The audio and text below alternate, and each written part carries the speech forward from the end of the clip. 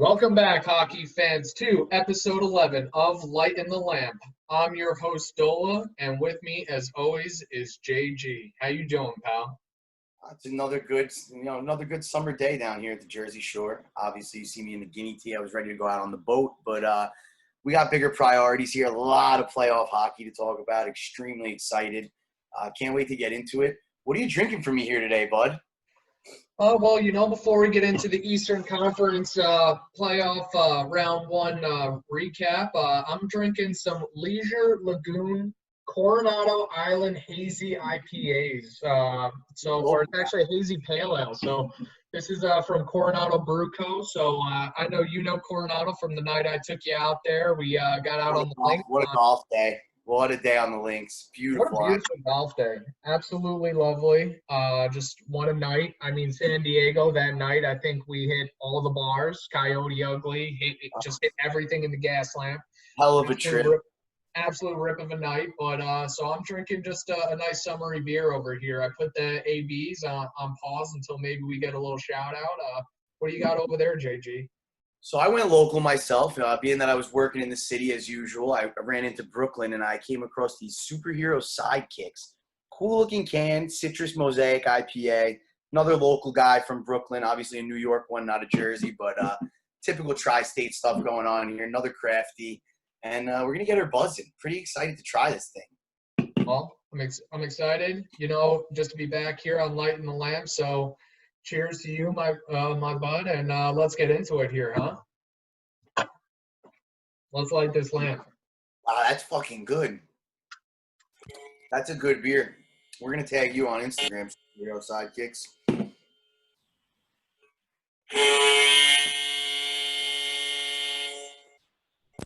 Good. I mixed it up here today. That's the Tampa Bay goal horn, just because I didn't want to run the Hawks one, didn't want to run the Rangers one.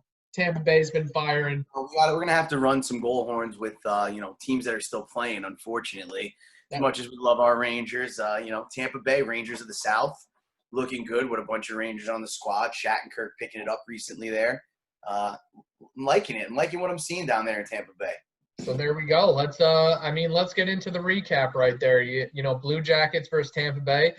Honestly, this was a historic bout, just first game. I mean, we talked about it already in episode 7, I think, there, where it was or episode 9, where 130-plus saves between two tendies, just absolutely standing on their heads. That didn't end in those first two games. I thought the goaltenders stood on their head throughout the entire series, and I think Tampa Bay, every game was peppering Korpisalo with 50-plus shots. Like, that dude must be exhausted after this. That game with the 5 overtimes, he had 86 saves total, 85 saves on 88 shots. I mean, just an epic performance. Believe that's the most saves in the history of the NHL, if I'm not mistaken.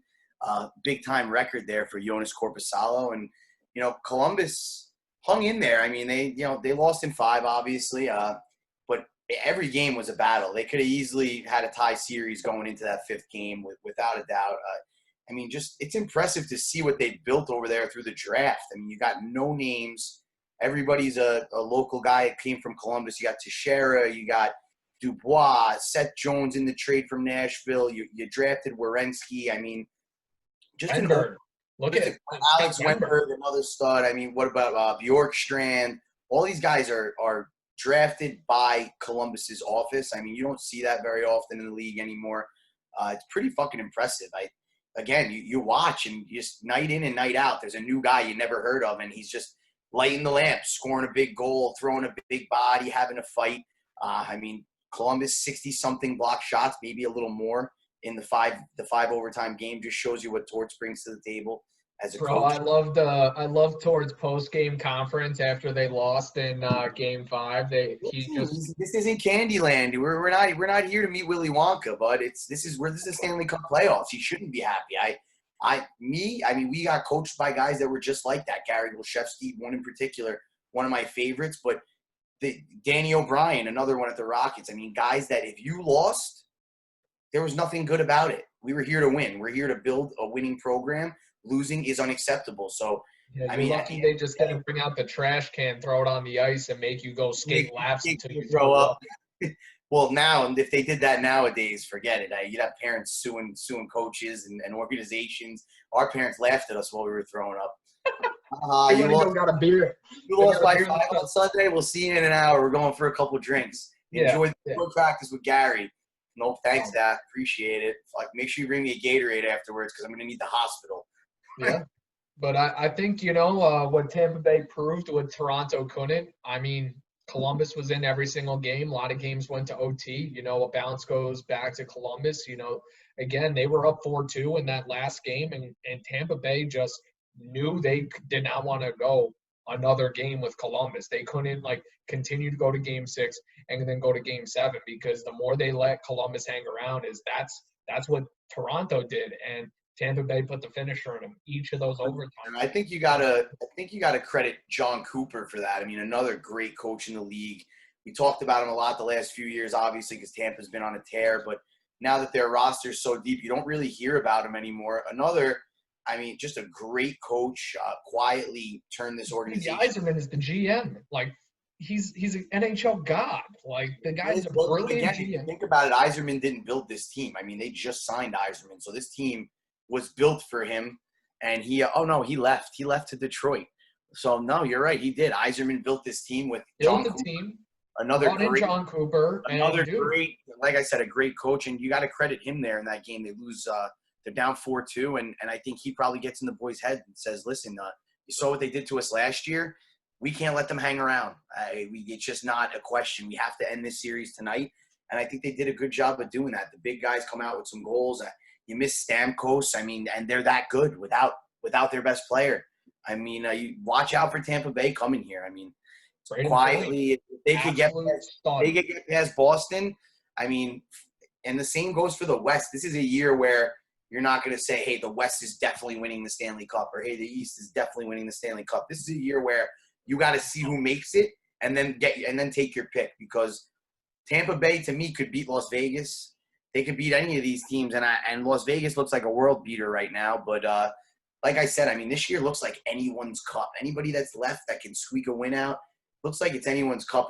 Another exciting series with Tampa and Columbus, and I wish it would have went a little longer. It was some of the best hockey I've watched in a couple of years.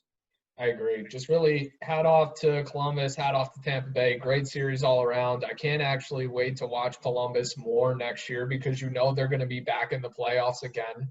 Depending on what happens with Tampa, I don't know their contract situation, but we'll see. They got a lot of young kids there, and we'll see. Tampa's always making off-season moves. They're always, moving the roster around, sending vets around. So we'll see what happens as, they continue their quest for the cup. But obviously the Blue Jackets will definitely be watching you next year. But let's move on to this next series. Keep moving through just because we don't want to harp on them too much. I don't want to toot my own horn on this series, but Joey G over here coming out with the Boston in 5, and nailed it right on the head. If I must say so myself, just bang the hammer right on the head of the nail, man. Yeah. Again, Hurricanes. You lose Svechnikov. Honestly, if they don't lose him, I think you got another series here where I shit the tit on calling the games. But Svechnikov is the bottom line. He killed that team. As soon as he went down, they were deflated. I mean, you saw Rod Brindamore's presser afterwards. He was upset. He didn't want to talk about it. He felt horrible for the kid himself. And I think it just deflated them to the T. I thought they were in the series. I mean, we watched the first game. Boston was all over them, won a tight one. Second game, Columbus comes back, ties the series. And then after that, it's all Boston. Game 2, once you lose Svechnikov, I didn't see a lick of Carolina having a chance. I thought that perfection line with Marchand was unstoppable, scary to watch. Honestly, my player of the series was Connor Clifton, defenseman, local guy. I got to play with his brother. Great family, great kids, a humble kid. Would never know he played in the NHL. Doesn't talk about it. Doesn't run around and shove it in your face. Oh, I'm a pro hockey player.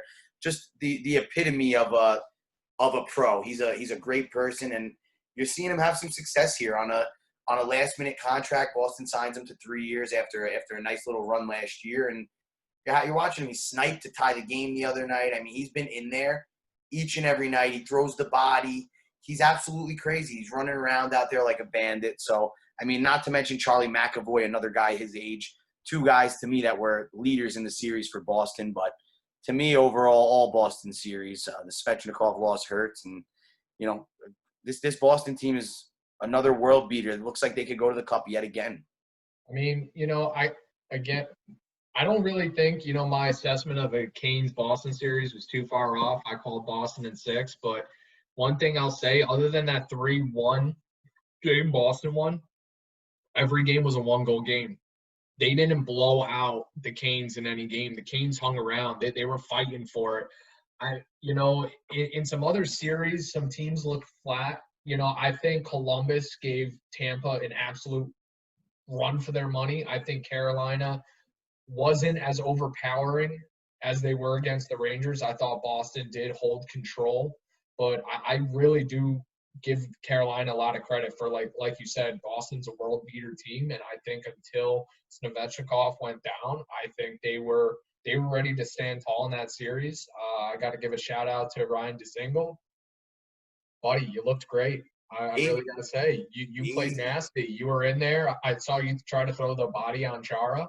That didn't really work out because you weigh half his fucking weight, kid. But I really got to say, you were part of that goal in the game that you won. So the game-winning goal. So I really got to say, tip of the cap to you, sir. Hope we get to interview you here on Lightin the Lamp. And, you had a great series.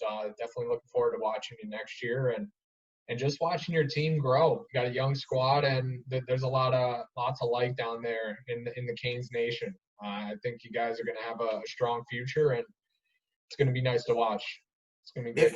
If nothing else, I mean, Rod Brindamore is a supermodel of an old man. I mean, what a stud. So even if you don't win, just let your coach take his shirt off and walk around on the beach with you. The girls will be flocking, boys. and anyway, you got to even give a lot of credit to Boston. Tuukka goes down. He has to opt out, leave the bubble, and obviously he has to put family first, and that's what everyone needs to do. Think about the family, and he made that family decision, left. And then even Pasta, not in a couple games there, but, Boston responds, right? Krejci played unbelievable, and then other guys stepped up, and it seemed like Boston didn't miss a beat. And that's what's scary about Boston, right? You lose two very important pieces, but it's not like that. It seems like they don't lose a step, and that's that switch we talked about. The switch is on now with Boston, and it doesn't look like it's going away. No, but I just want to get into the Tuukka thing real quick before we head into the next series. I mean, like you said, you got to put family first. Nobody knows what he's got going on at home.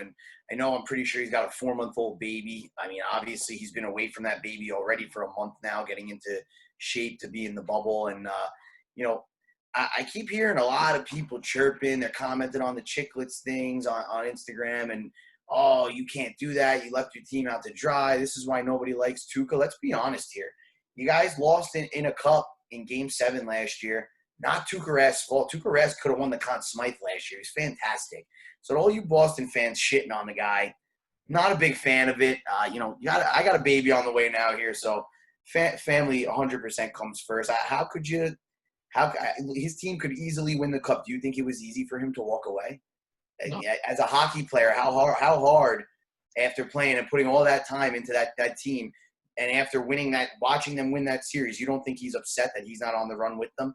But sometimes, you got a newborn on the way, and things come first. Hockey is, afforded them a lot of money and a lot of nice things, but your family always comes first. So you got to appreciate the Boston organization, right? They went out and got Halak off of the Isles, right? A veteran tender. Listen, he was the Isles tender last year, and it's not like they didn't go to the playoffs last year. So, again, he's a guy with experience, and, I think that gives Tuukka a little peace of mind where he doesn't feel like he's leaving his boys high and dry, because Yaro's right there ready to back him up, and you saw him stand tall, right? So, I mean, that's why it's a team game. We're all here to build each other up, and when one guy goes down, Pasta had to go sit in the stands. Everyone's not shitting on him. And guess what? Krejci and other people stepped up, right? And that's what we're all here to do, and you got to love it. So, Boston, I know you're standing behind your boy. all the guys in the locker room, and Tuca, all the best here, sir, and hope all is well for the family. How about we get into that next series? We'll leave on that note. Montreal Canadiens and the Philadelphia Flyers. And you know what? Since I'm actually calling this, you were talking about ringing the bell, hitting the nail on the head, and I can't be happier about doing that to you, sir, because I said Philly in 6. And you were like, no fucking shot, Philly in 4, Philly in 5. You thought it was going to be a clean sweep. And I'm sitting here feeling like the man on the mountain, just happy as hell on the mountaintop. So it feels good. But what do you got on this series for me, buddy? I mean, well, one, Montreal, you know, time and time again, I've counted you out. You know, you showed me up for sure. I picked Pittsburgh, also picked Philadelphia. Did not see this series going 6, but boy, after watching the first 4 games, I really thought Montreal could possibly win a series here. Impressive, man. Nick Suzuki, you've been talking about him for over a month now. Just an absolute stud to the very end. Works his bag off. He's not the most skilled guy in the world. He's got a ton of it, but he's not. You know, he's not to me. He's not a number 1 forward on a team, and he put that team on his back when you thought a guy like maybe Max Domi or Jonathan Drouin would do it.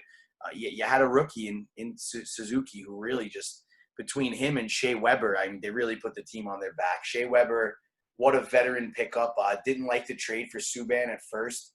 Subban a little younger, but I mean, wow, what an absolutely amazing pickup for Montreal. The guy's a leader. He bangs the body. He's got the hardest shot in the league, and you know, he brings a different element to that Montreal locker room. I even heard a story the other day that he, you know, talking about his leadership. The guys were letting the laundry people take their stuff out of the locker room and throw it in the laundry every day, and never helping, never nothing. And when Shea Weber came in, he started dropping his laundry off to the laundry room. And now magically, within a season, the entire team brings their laundry to the laundry crew every day when they're done with their equipment. I mean, just a little thing like that, you see the leadership in a guy like Shea Weber. I mean, he makes a team do. People were scared not to do it because he was doing it. Never said a word, never said anything. The boys just started doing it, and I think he shows you that leadership and why they needed him there. And he's half the reason that they're as good as they are. Listen, it's an organization, and everyone, even the equipment managers, are all part of it. I mean, look at how hard they're working inside the bubble, changing out the locker rooms, getting the new equipment in, getting it sanitized, getting it clean, making sure the boys are healthy and everything's, you know, ready to go. So you give those equipment managers and everyone else a lot of props, but, you know, you treat everyone like a family. And when Shea Weber's bringing that kind of mentality to a locker room, you know, that's when you'll do whatever it takes for anybody in that organization, and that's how you build a team, and you gotta love it. 100%, from the fucking equipment guys down. I mean, and you hear it from the guys in the league. They love their equipment guys. If you listen to Chicklets, you always hear the stories. Witt's always talking about his favorite equipment guys, Biz, and they treat the guys good. But I mean, just something so little like that shows you why they sold out and they worked as hard as they did to get where they got. I mean, you played a team that's just much more ready than you. A lot of seasoned guys that you drafted that have become legitimate stars and have been in playoff series and understand it. And now you have a playoff coach in Alain Vigneault who's been to a couple cups, hasn't crossed the mountaintop yet. But I think Philly was just too big of an obstacle overall. But I mean, Montreal showed you that they're here to stay. It looks like they're going to be a good team the next couple of years coming up. Some new young players. They have money. I mean, they tried to offer Sheet Sebastian Aho last year. They got plenty of room for improvement, plenty of money for improvement, and a fan base to back it up. I mean, you're one of the best arenas in the entire league and an original 6. So, I mean, hats off to you, Montreal. Just Philadelphia, for me, was too big and strong.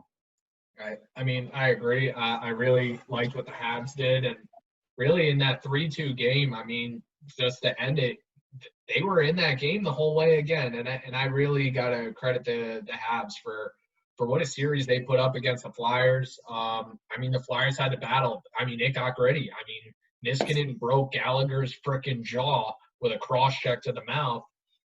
I mean, what a wild situation. Gallagher out there fighting, screaming his head off, yelling at the ref, yelling at everyone. I mean, Alain Vigneault's comments even just he's like, guy's jaw was broken. He had to go get emergency surgery. Well, maybe he wouldn't need emergency surgery if he had just shut the fuck up and just went to the locker room and saw a doctor instead of trying to get a freaking penalty called or something.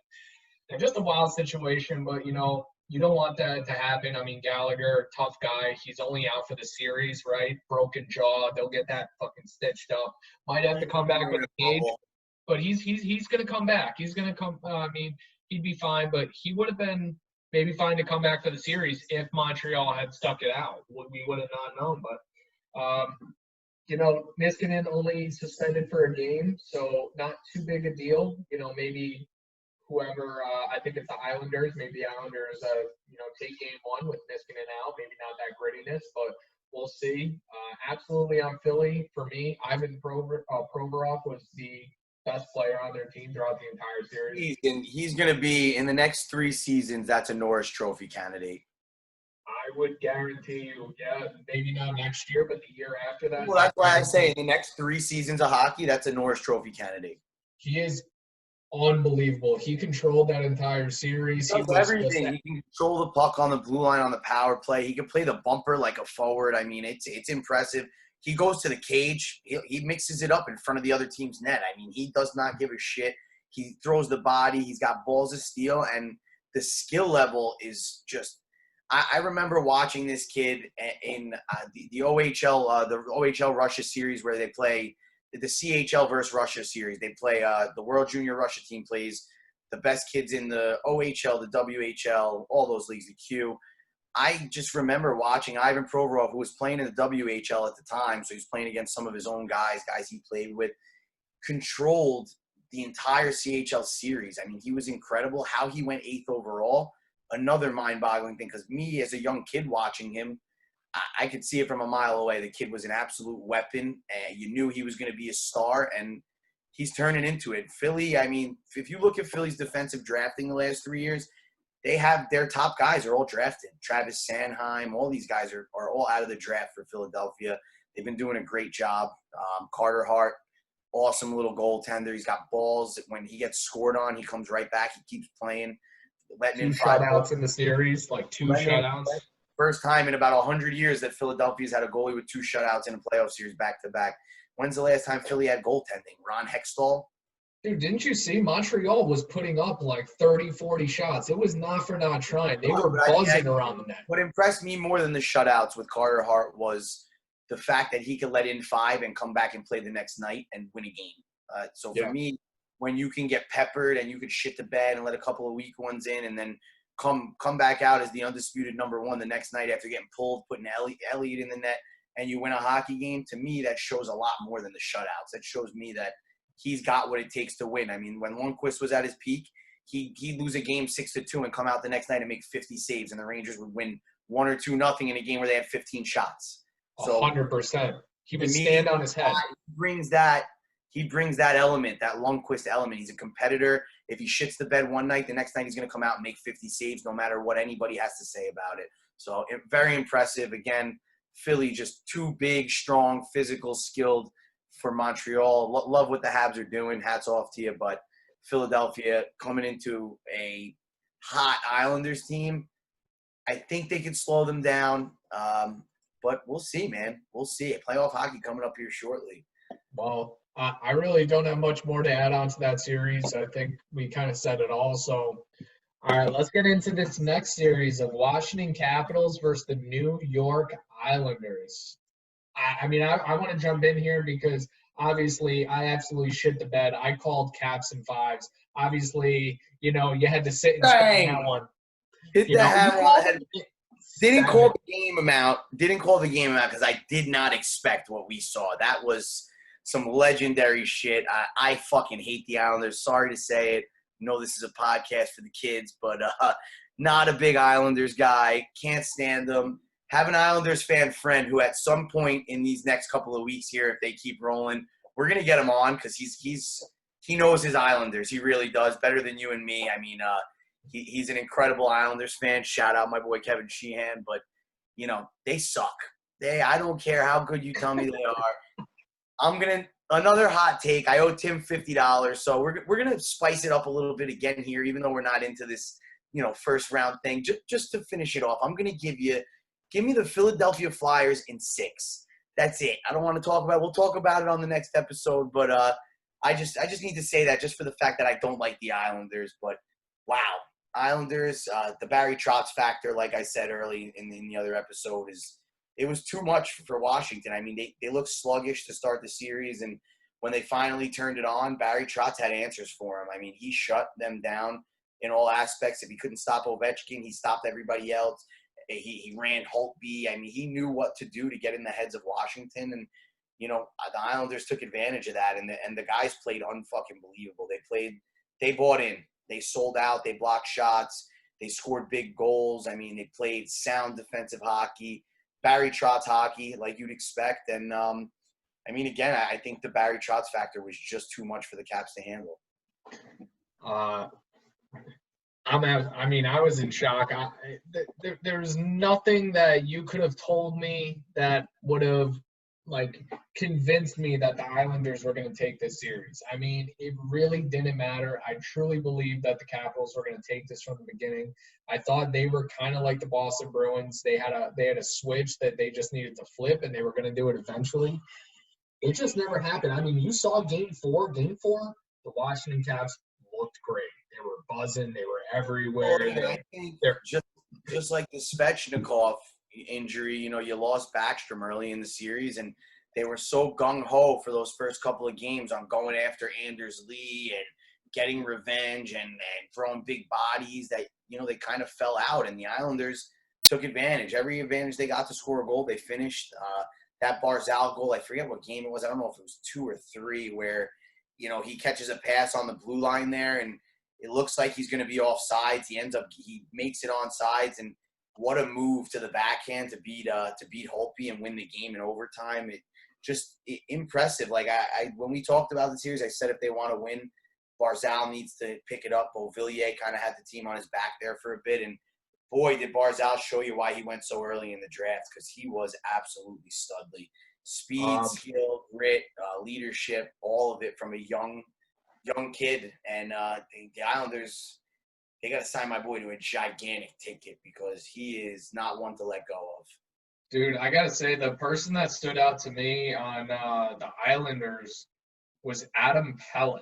Adam Pelech. That pairing, we haven't talked about it much. And actually, my Islander fan friend reached out to me after we spoke Islanders last, and he texted me and he said, "You didn't talk about the Pelech and who's his partner." Is it Devin Tays? Because no, it's Pelech and Pulock. Yes, Ryan Pulock. That defensive pairing this playoffs has easily been a top 3 defensive pairing in the entire league. The two of them. Pulock has an absolute Kimber fucking cannon. He can rip the glove off a goalie's hand, and Pelech just does it all. He throws the body. He moves the puck up ice. He can skate like the wind. And he's great defensively. I mean, quietly one of the better defensive pairings in the league. He absolutely stood out to me out of everyone in this series when I watched these games.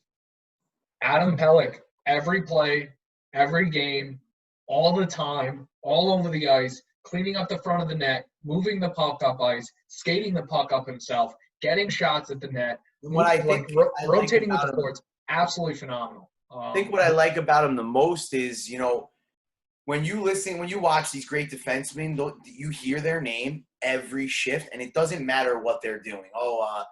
Pelech went to the corner, threw a body, picked up a puck from the defense, made a pass up ice. Any simple little shit, but you hear his name every single time he's on the ice. Pelech. Pelech moves the puck up ice. Pelech throws a body in the corner. Pelech clears out the front of the net. I mean, you hear his name every time he's on the ice. He makes his presence felt. And, I mean, again, what a good call by you that he's an absolute stud. I mean, dude, Pajot, Pelech, and Brock Nelson actually showed up. All those guys showed up this series, and I gotta say, I have liked who's been inconsistent. Same goes for Anders Lee. I mean, they signed him to a 7-year, $49 million contract, similar to Kevin Hayes's. And my friends who were Islanders fans were having a heart attack. I had a little bit of a heart attack myself.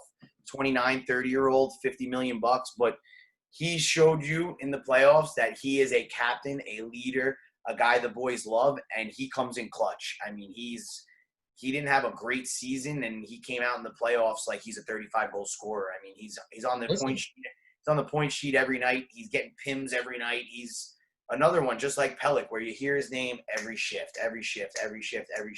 No matter what he does, if he chips the puck off the glass and gets it out in a bad defensive spot, if he makes a nice pass in the offensive zone, if he carries the puck through the neutral zone, you're always hearing his name doing something positive. And I think you're hearing a lot of that on the Islanders scale, period. A lot of these guys, you're not hearing negatives. They're playing sound, strong, quiet hockey. They're not doing anything flashy, flamboyant. It's an impressive team. I hate to say it. I can't stand it. It drives me crazy.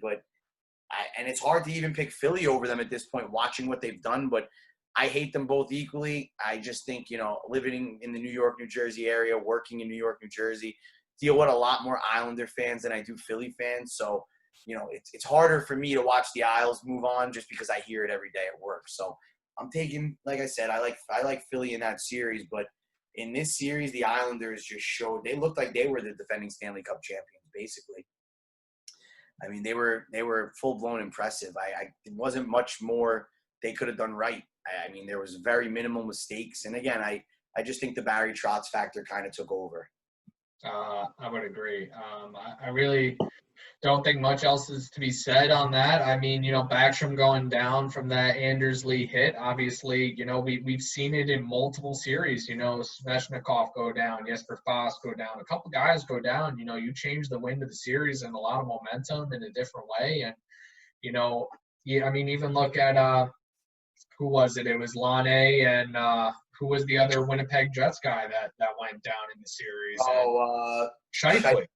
Yeah, so you see all those guys go down from injury and hits and all these things, and it really changes that momentum.